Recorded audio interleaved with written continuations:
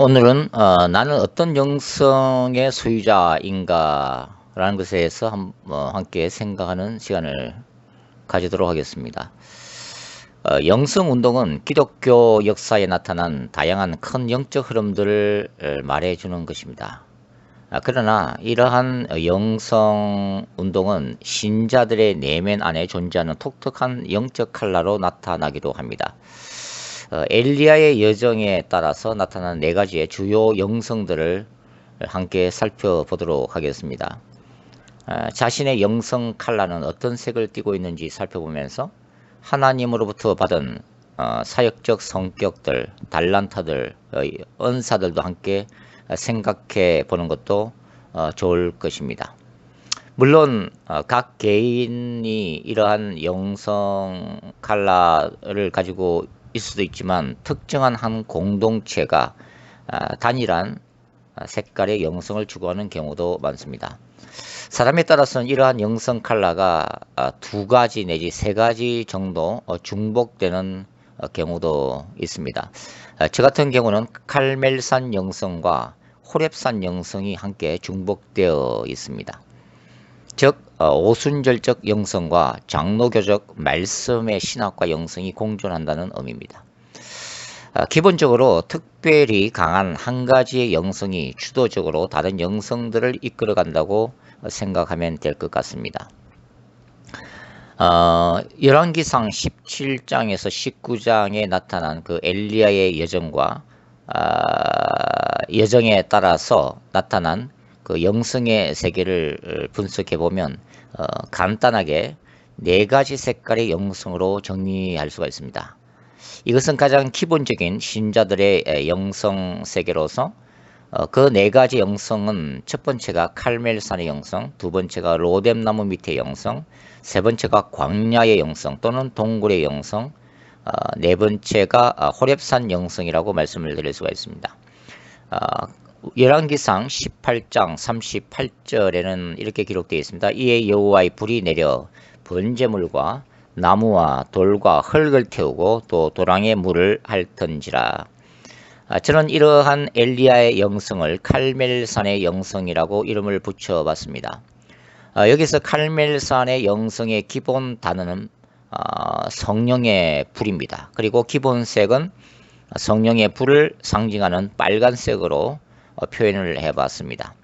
그리고 사복음서의 영성 중에서는 특별히 기사와 표적을 강조한 마가복음의 영성에 해당된다고 보여집니다. 이 칼멜산 영성은 열정과 에너지를 대변하고 엘리야와 그의 제자인 엘리사가 소유했던 주된 영성입니다. 엘리야는 아왕에게 예언자적인 선포를 한 후에 그리 시냇가에서 까마귀가 아침 저녁으로 물어다주는 떡과 고기를 맛보면서 한낱 미물도 초자연적으로 사용하시는 하나님의 기적을 맛봅니다. 그 후 사르밧 과부의 집에서 통의 가루와 병의 기름이 떨어지지 않는 창조적 기적의 도구가 되고 그 죽은 아들을 기도로 살려내는 이적을 행합니다. 그의 사역의 절정은 칼멜산입니다. 그는 그곳에서 3년 6개월 동안 닫혔던 하늘 문을 열고 강력한 불이 떨어지게 하며 비가 내리게 하고 아왕이 탄 마차보다 더 빠르게 질주하는 초능력적인 성령의 능력을 발휘합니다. 이러한 영성은 신학적으로 오순절 또는 은사주의적 영성에 속합니다. 교단과 교파를 초월하여 이러한 영성 기질을 가진 신자들은 성령의 외적 능력인 은사와 권능에 많은 관심을 가지고 있습니다. 그리고 외적으로 드러나는 하나님의 나라 확장을 위해서 이러한 하늘의 능력을 사용하고 싶어 합니다.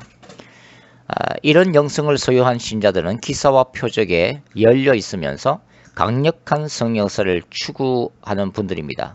일반적으로 감성적이며 지속적으로 은사와 능력에 대한 사모함과 뜨거운 기도가 있는 분들이라고 말씀을 드릴 수가 있습니다.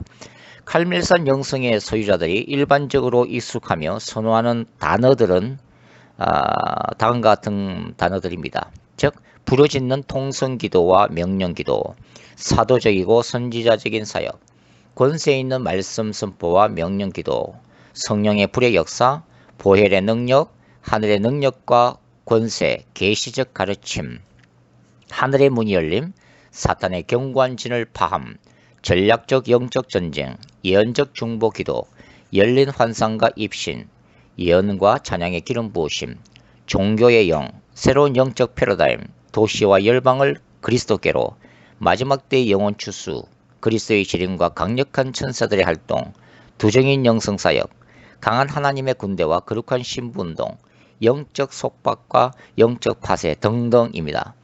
주로 선지자적 교사사역, 예언사역, 축사사역, 치유사역, 중보기도사역, 영적 부흥운동 등의 각 분야에서 사역하기를 절겨합니다. 미국 부흥의 아버지라고 불리며 강력한 성령의 권능 아래 사역했던 부흥사 찰스 피니 또한 이러한 영성 세계에 해당하는 인물이라고 말씀을 드릴 수가 있습니다. 그리고 현재 활동 중인 세계적인 영성 사역자들이 다 이러한 영성의 세계에 속해 있다고 말씀드릴 수가 있죠. 이러한 유행의 영성 소유자들은 영의 세계와 신비적 은사 능력에 대한 열정과 추구, 그리고 믿음은 강하지만 상대적으로 현실적 감각이 떨어지는 경향을 보입니다. 그리고 기도와 기름 부으심은 강하지만 삶에 대한 지혜나 삶을 극복해 나가는 역동성이 약한 경향성이 있고, 바람직한 인간관계나 처세술이 부족하며 카리스마는 있지만 한 조직을 이끄는 실제적 경영 능력은 떨어지는 경향성을 보이고 있습니다. 아마도 기도를 열심히 하고 은사 쪽에 치우치다 보면 현실적인 이러한 능력들이 떨어지는 것은 아마 사실일 것입니다. 때때로 또 다른 사람들의 조언을 잘 듣지 않는 독단성과 고집이 강한 경향성을 보이고, 또 지나칠 경우는 극단적 신비주의에 빠질 위험성을 항상 내포하고 있다고 말씀드릴 수가 있습니다. 두 번째는 로뎀나무 밑의 영성에 대해서 살펴보겠습니다. 열왕기상 19장 6절 말씀입니다. 로뎀나무 아래에 누워 자더니 천사가 그를 어루만지며 이르되 일어나서 먹으라 하는지라. 본적 무리맡에 숯불에 구운 떡과 한 병 물이 있더라. 이에 먹고 마시고 다시 누웠더니. 로뎀나무 밑의 영성을 나타내는 기본 단어는 현실과 삶이라고 표현을 할 수가 있고, 기본 색은 현실에 있어서의 역동성을 나타내는 초록색, 그 다음에 사복음서 중에서는 누가복음의 영성에 해당한다고 말씀을 드릴 수가 있습니다. 여기서 기본색인 초록색은 자연과 세계를 상징하는 색깔이고, 또 누가복음의 영성에 속한다는 것은 사복음서의 신학이 특별히 세리와 창녀들과 죄인들, 즉 구원의 역사가 절실하게 필요한 힘없고 버림받은 자들에 대한 강한 관심을 드러낸 책이기 때문에 그렇습니다. 이 로뎀나무 밑의 영성은 인간의 기본적 생존에 필요한 떡과 물이라는 상징을 통해 그 성격이 드러납니다. 즉 칼멜산 영성이 모세와 엘리야 그리고 예수님의 영광으로 가득 찬 베나산 위의 영성이라면, 로뎀나무 밑의 영성은 귀신 들린 아이를 제자들에게 데리고 나온 부모의 현실적 문제가 존재하는 베나산 밑의 영성이라고 말씀을 드릴 수가 있죠. 칼멜산 영성이 이상주의적 세계를 꿈꾸는 영성이라면, 로뎀나무 밑의 영성은 철저히 현세 추구적인 현실적인 영성입니다.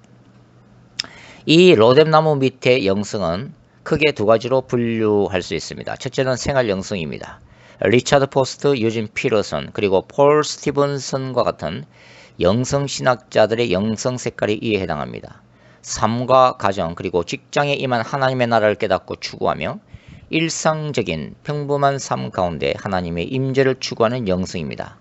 이러한 영성 칼라를 수여한 신자들은 현실에 뿌리를 내리고 현실을 존중하며 실존주의적 토대 위에서 끊임없이 삶의 변화를 추구하는 사람들입니다. 삶의 자리를 중시하기 때문에 삶에 대한 지혜로운 판단 능력이 있고 현실적인 능력을 소유하고 있습니다.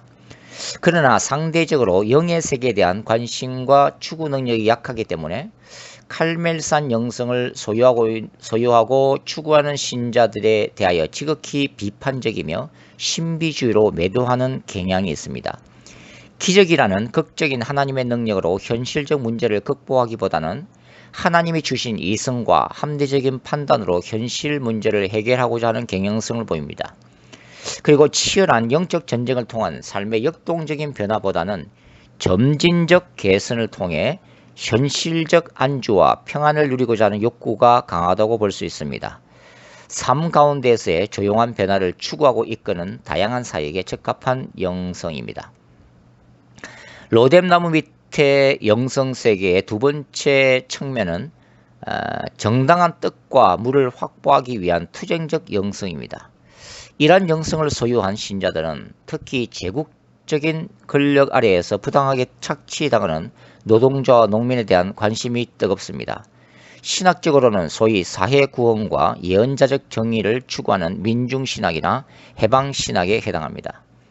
이들은 출애굽의 역사를 애굽의 권세하에서 고통당했던 이스라엘을 해방시키기 위해 모세를 찾아오신 하나님의 해방신학을 선호하며 마찬가지로 로마 제국의 압제하에서 고통당하는 일반 민중을 구원하시기 위해 오신 사회 변혁가요 위대한 투쟁가로서의 예수 이미지를 좋아합니다. 이러한 영성을 소유한 신자들에게 엘리야 이야기에서 발견되는 지치고 탈진한 엘리야에게 떡과 물을 가지고 찾아온 천사의 방문이야말로 이 땅의 불평등한 현실적 갈등과 문제를 해결하고자 하시는 하나님의 구원 사건입니다. 이러한 영성의 소유자들은 희망을 가지고 행복하게 살아가야 할 현실에서 일어나는 부조리와 불의에 대해 적극적으로 변혁하고자 하는 욕구가 강하고 상대적으로 하늘에서 이루어진 하나님의 뜻보다는 이 땅에서 이루어질 하나님의 뜻에 더 관심이 많고 도래하는 하나님의 나라보다는 이미 이 땅에 임한 하나님의 나라에 관심이 더 크며 비현실적 영적 세계보다는 현세 안에서의 이상적인 사회인 인본주의적 유토피아 세계관에 빠질 위험성이 항상 존재합니다.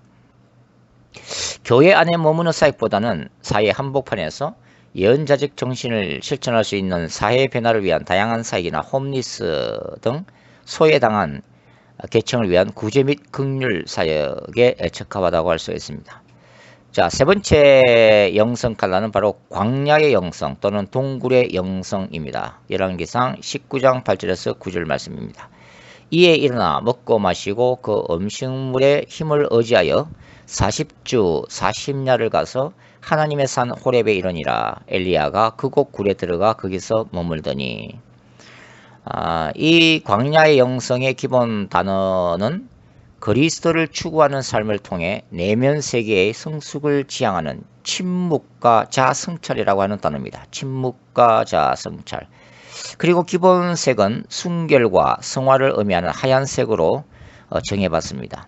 사복음서 중 성령 안에서의 신비적 교제를 통해 그리스도와의 합의를 추구하는 요한복음의 영성에 해당한다고 말씀드릴 수가 있습니다. 이 영성의 기초는 바로 사막 교부들의 수도사적 영성 세계입니다. 사막 교부란 3세기경에 시작된 주로 이집트의 스케티스 사막에서 생활한 은둔자들, 금욕주의자들, 수사들, 수녀들을 말합니다. 가장 잘 알려진 사람으로는 주 270년에서 271년에 그 사막으로 이주하여 사막 수도원주의 교부이자 창시자가 된 안토니우스입니다. 따라서 이러한 영성이야말로 수도원적 영성세계를 추구하는 카톨릭 영성에 속한다고 볼 수가 있습니다. 이러한 영성을 소유한 신자들은 주로 자신의 내면 세계에 깊은 관심을 가지고 있습니다. 관상기도나 침묵훈련, 거룩한 독서, 주로 하나님의 임재 앞에 머무는 고독의 시간 등에 많은 에너지와 열정을 투자합니다. 추구하는 최종 목표는 예수 그리스도와의 신비로운 합일에 이르는 것입니다. 이스라엘에 있어서 광야 40년의 세월은 자신 속에 있는 우상 숭배 근성과 자기 중심성, 그리고 강한 자를 십자가에 못 박는 연단의 세월이었습니다. 이러한 광야의 연단을 통해 획득되는 영성은 하나님 안에서의 자의 죽음, 그리고 그리스도 안에서의 성화를 끊임없이 추구하는 것입니다.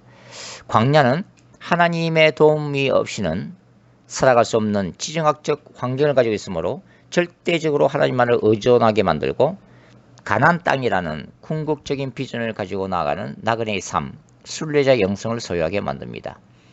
이러한 광야 영성의 소유자들은 눈에 보이는 외적 성과나 사역보다는 자기 내면 세계의 성숙에 더 관심이 있기 때문에 로뎀나무 밑에 영성을 소유한 신자들에 비하면 현실 세계의 변화나 사회운동에는 무관심한 경향성을 보이기도 합니다.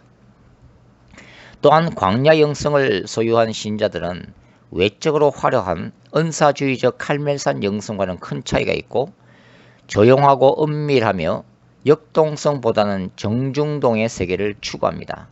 따라서 대부분의 경우 이러한 신자들은 내적 깊이가 있고 말을 아끼며 삶 자체에 집착하기보다는 관조하는 입장이고 단기적인 열매보다는 장기적인 안목에서 점진적인 변화를 추구하는 경향이 있습니다.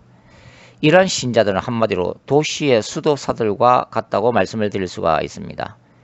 때로는 동굴 속에 들어가 숨어 부리고 언둔하는 듯한 영적 기질이 있기 때문에 현실적 안목에서 볼 때는 답답함을 느끼기도 합니다. 이러한 영성 추구가 만일 지나치면 힌두교나 불교 영성, 그리고 뉴에이지 운동과도 영성 세계가 서로 통하기 때문에 종교다원주의적 신학에 빠져들 위험성도 항상 존재합니다. 이런 분들은 대체로 떼제 공동체와 같은 언둔자적 공동체 사역을 선호를 하고 있습니다.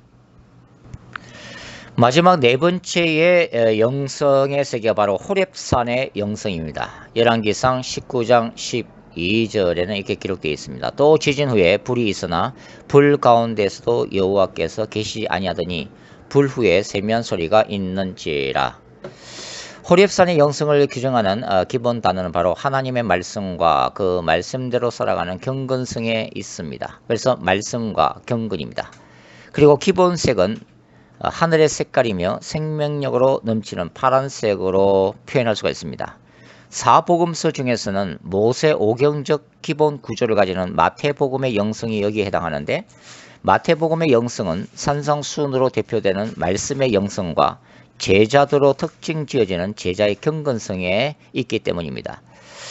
호렙산에서 하나님은 엘리야의 주된 영성과 사역을 의미하는 크고 강한 바람, 지진, 그리고 불이 지나간 후에 세미한 음성 가운데 나타나십니다.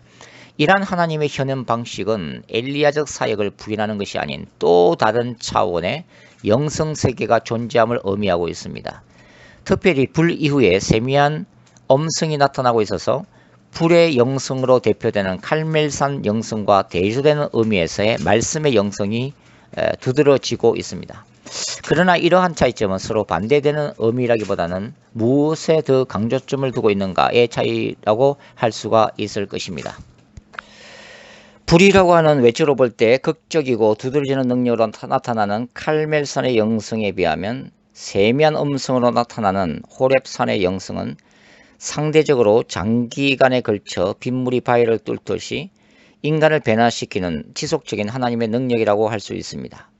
오순절적 은사들과 능력이 마치 가시덤불에 불꽃이 확 하고 붙듯이 화려하면서 일시간에 강력하게 타오르는 장점은 있지만 오래 그 불길이 지속되지 못한다는 단점이 있다면, 말씀의 능력은 장작 더미에 불이 붙을 때 상대적으로 시간이 좀 지체해야 되지만 한번 불이 붙으면 화력이 오랜 시간 지속되는 것 같다는 의미입니다. 따라서 호렙산의 영성은 신학적으로 개혁주의 영성이나 청교도적 영성에 해당합니다. 이러한 영성을 소유한 신자들은 하나님의 절대 주권과 하나님의 영광, 그리고 하나님의 은혜에 깊이 영성적 뿌리를 내리고 있는 사람들입니다. 종교개혁자 마틴 루터와 칼빈, 영성가 존 오웬으로부터 조나단 에드워드, 잔 메가드, 존 파이프에 이르기까지 개신교의 주류를 형성하고 있는 영성세계라고 할 수가 있을 것입니다. 호렙산의 영성은 감성이나 은사가 아닌 지성으로 알아가는 하나님을 강조하며 예수 그리스도를 따르는 십자가의 신학과 제자도를 강조하고 특히 믿음으로 인한 구원, 회개와 거룩함, 죄사함의 은혜와 성화를 추구하는 영성입니다. 그리고 무엇보다도 호렙산의 영성은 앞에서 언급한 바와 같이 하나님의 말씀에 천작하는 것이 가장 큰 강조점이라고 말씀드릴 수가 있습니다. 따라서 이러한 영성은 큐티, 성경 연구, 성경 통독, 그리고 성경적인 설교를 중요시 여기게 되고 건전한 성경 신학을 추구하게 되어 있습니다. 하나님의 말씀을 그 무엇보다도 강조한다는 것이 장점이라면 대체로 호렙산 영성의 소유자들은 상대적으로 칼멜산 영성 사역에서 나타나는 성령의 역동성과 은사들의 나타남에 대해 부정적이고 비판적인 자세를 보이는 경향성이 있습니다. 이러한 영성이 지나치게 강조되는 경우에는 성령의 참된 역사조차도 마귀적인 현상으로 매도하는 위험성에 처해지기도 합니다. 또한 사회적 구원이나 사회 변혁을 위한 예언자적 정신보다는 개인적 구원이나 대외적 선교활동에 더 큰 관심을 보이기 때문에 역사와 현실에 무관심하다는 강한 비판을 받기도 합니다.